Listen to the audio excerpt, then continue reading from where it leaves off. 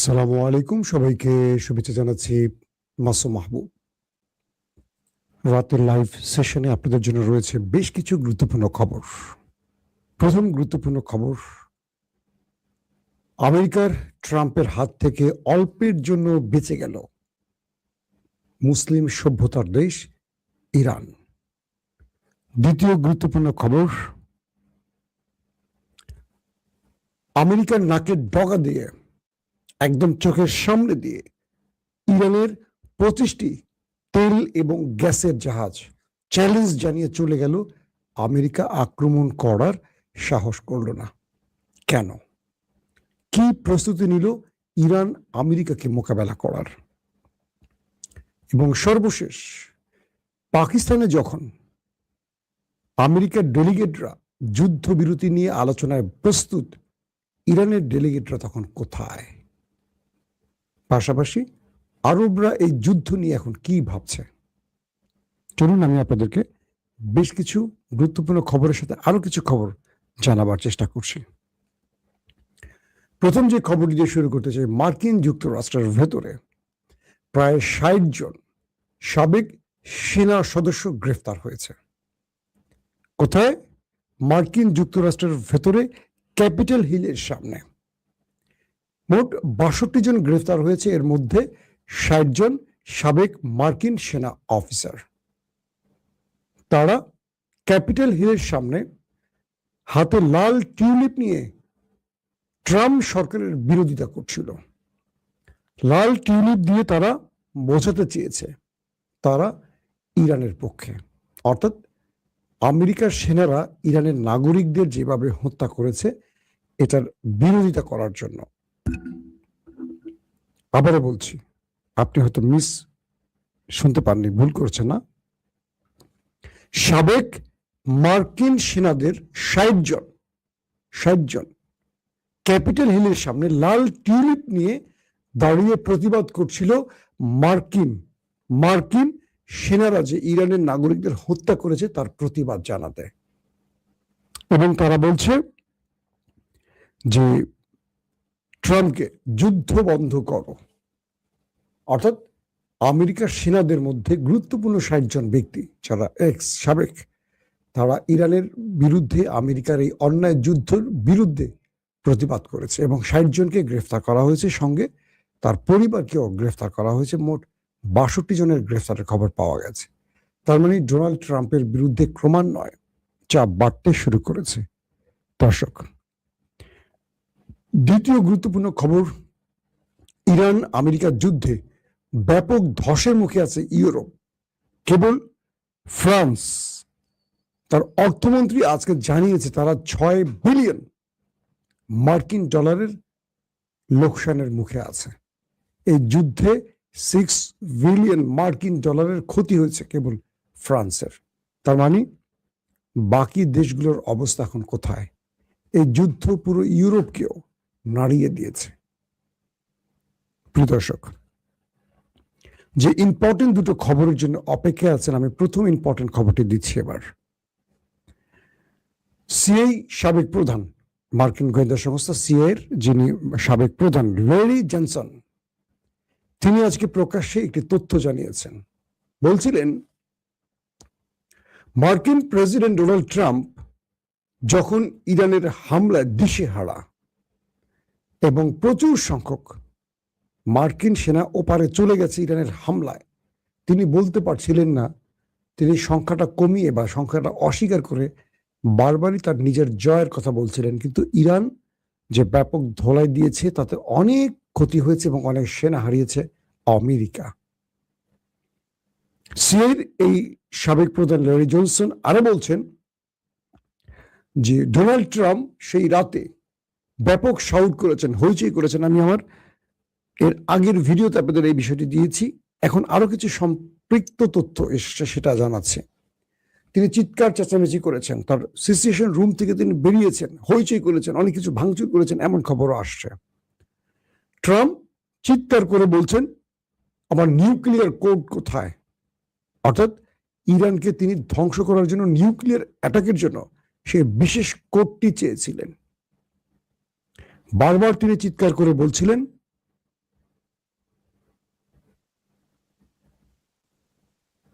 একজন লিখছে, বিলের মধ্যে খালে বসে লাইভ দেখছিলাম।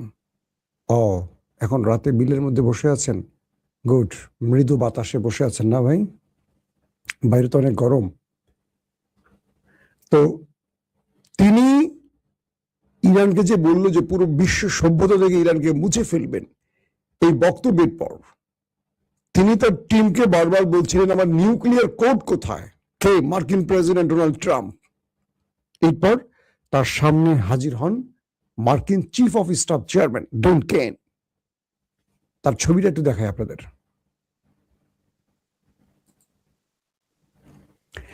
তো মার্কিন প্রেসিডেন্ট ডোনাল্ড ট্রাম্পের সামনে হাজির হন এই ভদ্রলোক, যাকে আপনারা স্ক্রিনে দেখতে পাচ্ছেন, ডন কেন। তিনি মার্কিন চিফ অফ স্টাফ। তিনি আসলে ডোনাল্ড ট্রাম্প তাকে বলেন, আমি ইরানের নিউক্লিয়ার অ্যাটাক করতে চাই। আমি যে তথ্যগুলো দিচ্ছি এগুলো কে বলছে? মার্কিন গণমাধ্যম।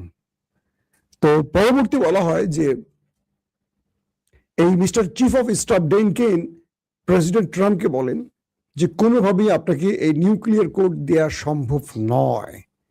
এটি আমাদের জন্য সবচেয়ে বড় পরাজয় হবে মিস্টার প্রেসিডেন্ট। ইরানের নিউক্লিয়ার অ্যাটাকের সময় আসেনি। তিনি তার উপরে চেঁচামেচি করেন এবং মিস্টার প্রেসিডেন্ট তখন আরো জেনারেলদেরকে তলব করেন। কেউ সায় দেয়নি ইরানের নিউক্লিয়ার অ্যাটাকের ব্যাপারে। সিএর প্রধান রেনি জনসন বলছেন, মিস্টার প্রেসিডেন্ট ট্রাম্পের হাতে আমেরিকার চাবি নিরাপদ নয় এবং তাকে নিউক্লিয়ার কোড দেয়া সবচেয়ে ভয়ঙ্কর হবে, কারণ তিনি এটির রক্ষা বা এটির প্রয়োগের ব্যাপারে তিনি অক্ষম। কারণ মার্কিন সিনেটে প্রেসিডেন্ট ট্রাম্পকে অক্ষম হিসেবে 25 সংশোধনী অনুযায়ী মার্কিন সংবিধানের এই প্রস্তাব এসছে যে ট্রাম্প একজন অক্ষম ব্যক্তি, তিনি সুস্থ নন, এমনও প্রস্তাব আমেরিকার সিনেট কংগ্রেসে উঠে আসছে। তো এই যে ব্যক্তিকে স্ক্রিনে দেখতে পাচ্ছেন, তিনি ট্রাম্পের সাথে এটা নিয়ে লড়াই করেছেন যে না, আপনাকে নিউক্লিয়ার কোড দেয়া যাবে না, কারণ আপনি এটার সঠিক ব্যবহার করতে পারবেন না। আমেরিকার ইতিহাসে বলা যায় যে সবচেয়ে বাজে সময় পার করছে মার্কিন যুক্তরাষ্ট্রের সেনাবাহিনী, এস্টাবলিশমেন্ট এবং দেশের জনগণ। কারণ তারা এমন একজনকে প্রেসিডেন্ট করেছেন, প্রতিদিন সকালে মানুষ ঘুম থেকে উঠে কমেডি শো না দেখে ট্রাম্পের ট্রুথ সোশ্যালের বক্তব্য পড়ে, তার পোস্ট পড়ে, টেলিভিশনে তার বক্তব্য পড়ে। পৃথিবীর একমাত্র মার্কিন প্রেসিডেন্ট যিনি নিজে নোবেল দাবি করেছে, শুধু দাবি করেননি, কিছু রাষ্ট্রকে দিয়ে তিনি দাবি বা প্রস্তাব তুলেছেন। এর মধ্যে পাকিস্তান নামক একটি দেশ ইমরানকে সরিয়ে যে অবৈধ সরকার ক্ষমতায় বসছে এবং অবৈধ সেনাপ্রধান আসিম মনির তাকে দিও এবং শাহবাজ শরীফকে দিও নোবেল কমিটির উপর বা নোবেল কমিটির কাছে প্রস্তাব পাঠিয়েছিলেন এই ট্রাম্প যে তাকে শান্তিতে নোবেল দেয়া হোক। এইরকম ঘটনা দ্বিতীয়বার ঘটেনি যে আমেরিকার প্রেসিডেন্ট কেবল নিজে নোবেল চাইছেন, নিজে ভিক্ষুকের মতো আমাকে একটা নোবেল দেয়া হোক।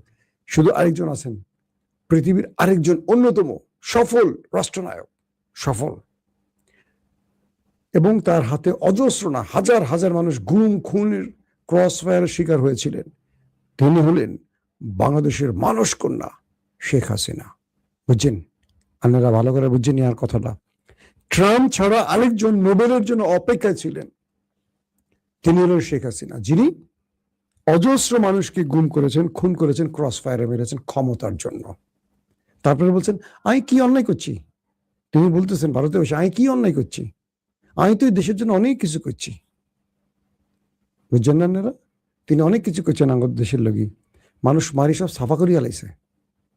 ভাই আমি কিন্তু নোয়াখালীর মানুষ না, কেউ নোয়াখালীর মানুষ ভাইবেন না আমাকে। তো নোবেলের জন্য যে ট্রাম্প পাগলামি করছেন, তিনি নিউক্লিয়ার কোড চাচ্ছেন মার্কিন জেনারেলদের কাছে, তিনি ইরানকে শেষ করে ফেলবেন, তাকে দেয়া হয়নি। তার মানে একটা বড় বিপদ থেকে ইরান বেঁচে গেছে। পুরো ইরানকে তিনি ধ্বংস করতে চেয়েছেন নিউক্লিয়ার দিয়ে। Full stop.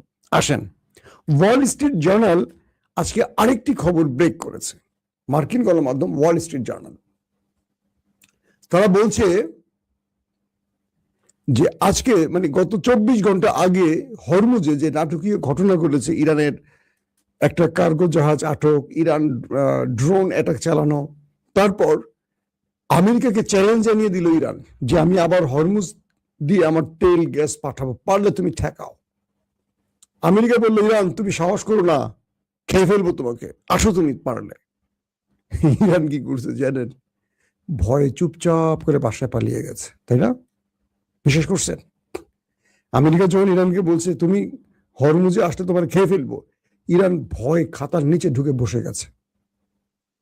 বিশ্বাস করছেন নাকি আপনারা? কমেন্ট করেন দেখি। ইরান কি করছে?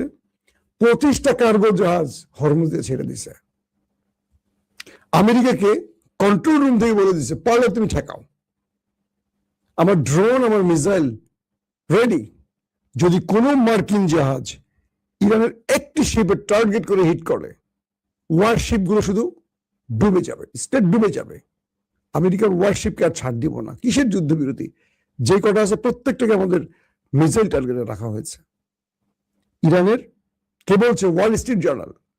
ইরানের 25টি তেলের জাহাজ বা গ্যাসের জাহাজ সম্মিলিত 25টি মার্কিন যুক্তরাষ্ট্রের নাকের ডগা দিয়ে সুর করে চলে গেল। আমেরিকার নেভি চেয়ে চেয়ে দেখলো, খেপে গেল ট্রাম্প। এই নেভি কি করলা তোমরা? আমার তো নাক কেটে দিলে তোমরা। নেভি বলল মিস্টার প্রেসিডেন্ট, যদি আমরা ইরানের কোনো জাহাজে অ্যাটাক করতাম আমাদের ওয়ারশিপ গুলো ডুবে যেত।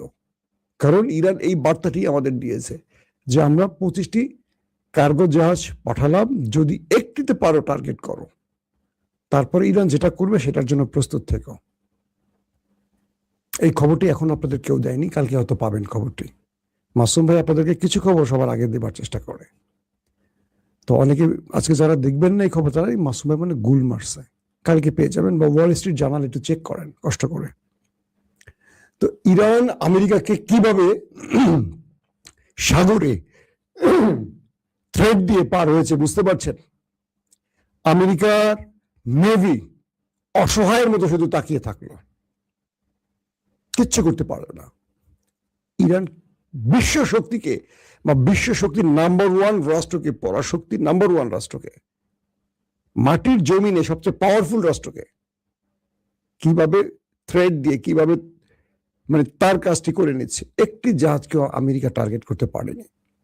ট্রাম্পের মাথা পুরো নষ্ট হয়ে গেছে যে কি করছে আমার নেভি, ওরা ইরানকে ভয় পাচ্ছে কেন? ইরান বলছে হরমুজ আমাদের, হরমুজে আমরা যা বলবো তাই হবে, তুমি না, তুমি আসতো থাকো কিছুক্ষণ, তেল ফুরাও, কিছু খাও, তারপর চলে যাও। পাকিস্তানে পৌঁছে গেছে মার্কিন ডেলিগেট, অবসর সময় পার করছেন, ঘুরছেন, বেড়াচ্ছেন, আর তাকিয়ে আছেন আসমানের দিকে। ওমর খোদা, দুইটা পাকিস্তানের কি দুইটা ইরানের ডেলিগেট আসো একটু আলোচনা করি। ইরানের ডেলিগেটরা এই লাইভটি করা পর্যন্ত কেউ পাকিস্তানের উদ্দেশ্যে রওনা হয়নি। আসিম মনি প্রেসিডেন্ট ট্রাম্পকে বলছেন আপনি একটু মুখটা বন্ধ রাখবেন মিস্টার প্রেসিডেন্ট, আপনি কি যে বলেন নিজেও জানেন না। আমাকে দিয়ে এত কষ্ট করাচ্ছেন এই যুদ্ধ বিরতির জন্য, আমি একবার এই দেশ একবার ওই দেশ, একবার আপনার কাছে একবার ওই দেশে যাই। অ্যাটলিস্ট পাকিস্তানে আমার জনপ্রিয়তা একটু বাড়াতে চাই, কারণ আমি ইমরানকে জেলে ঢুকিয়ে রাখছি অন্যায় ভাবে। অ্যাটলিস্ট আপনার চামচামি করে যদি আমার ইজ্জতটা রক্ষা হয় সেজন্য আমি চেষ্টা করে যাচ্ছি। কিন্তু আপনি তো সকালে একটা বলেন বিকেলে একটা বলেন, কারণ ইরান বলে দিয়েছে যতক্ষণ হরমুজ থেকে মার্কিন নৌবাহিনী মানে নৌবহর বা ওয়ারশিপ চলে না যাবে এবং আমেরিকার প্রেসিডেন্ট এই উড়াদুরা কথা বন্ধ না করবে, শেখ হাসিনা আমার কথা বন্ধ না করবে, আমরা আমেরিকার সাথে বসবো না। আমেরিকার ডেলিগেটরা পাকিস্তানে গিয়ে হা করে বসে আছে, কখন ইরান আসবে, কখন ইরানের ফ্লাইট উঠবে পাকিস্তানের উদ্দেশ্যে। ইরান আসছে না। এবার বুঝছেন কে কার কাছে ধর্ণা দিচ্ছে যুদ্ধবিরতির জন্য? ট্রাম্প এনিহাও একটা যুদ্ধবিরতি চান, আর ইরান বলছে আমার এত বাধ্য, তুমি চাইতেছো, আমার এত বাধ্যবাধকতা নেই, বাট তুমি যদি চাও আমার শর্ত মানো, আমি তোমার শর্ত মানবো না। এখন ট্রাম্প বলছে তোমার ইউরেনিয়াম আমাকে দিয়ে দাও।